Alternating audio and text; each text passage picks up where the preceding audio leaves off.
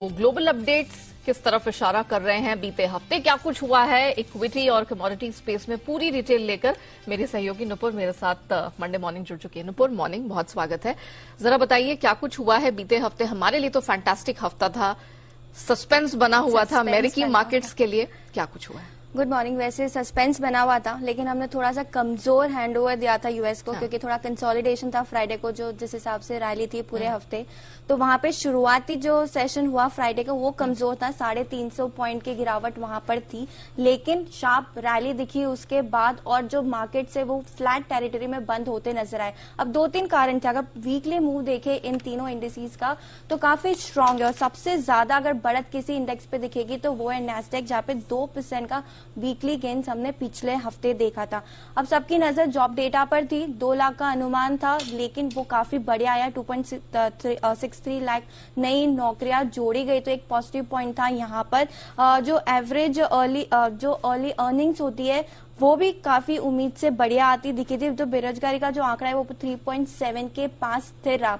अब सवाल ये है कि जिस हिसाब से बुधवार को पावेल साहब की जो कमेंट्री आई थी वो डविश थी, लेकिन अब यहाँ से ये सवाल उठता है कि अगर इन्फ्लेशन पे उन्होंने रोक लगाने की कोशिश की, लेकिन जॉब डेटा फिर भी अगर बेटर आया तो कितनी इंटरेस्ट रेट में चेंजेस होते, डविश स्टैंड रहता है, या फिर 75 बेसिस पॉइंट की हाइक इस बार आती है जो फेड की पॉलिसी है करीबन 13-14 तारीख को। तो ये एक इंपॉर्टेंट ट्रिगर बाजार जहां पर नजर रखेगा। कंफ्यूजन के स्टेट में अब फेड आ चुका है, क्योंकि जो जॉब डेटा है वो ओवर पावर करता है डविश पॉलिसी, जो जिस हिसाब से बाजार लेके चल रहा था उसके ऊपर।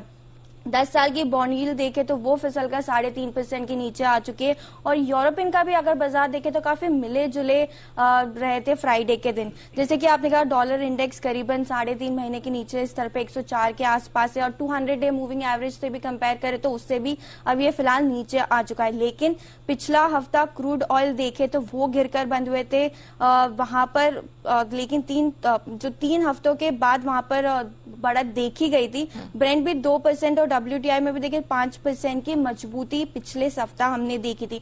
ओपेक की बैठक थी सैटरडे को, तो वहां पे कोई बदलाव नहीं आया। तो एक यहाँ पर नजर रहने वाली किस हिसाब से यहाँ से बाजार इससे देखते हैं। डिमांड सप्लाई की जो तस्वीर है वो साफ नहीं है, उसी के चलते यहाँ पे कोई भी चेंजेस नहीं किए। इनफैक्ट वो कोई भी इमरजेंसी मीटिंग के लिए तैयार है, तो ये इंपॉर्टेंट पॉइंट है। सोना चांदी देखे तो वहां पर भी काफी स्ट्रांग हफ्ता था, और जिस हिसाब से डॉलर इंडेक्स गिरा है तो मेटल्स भी फोकस में, और काफी मजबूत पिछला वीक निकला है मेटल्स के लिए, चाहे वो कॉपर हो या फिर एल्यूमिनियम।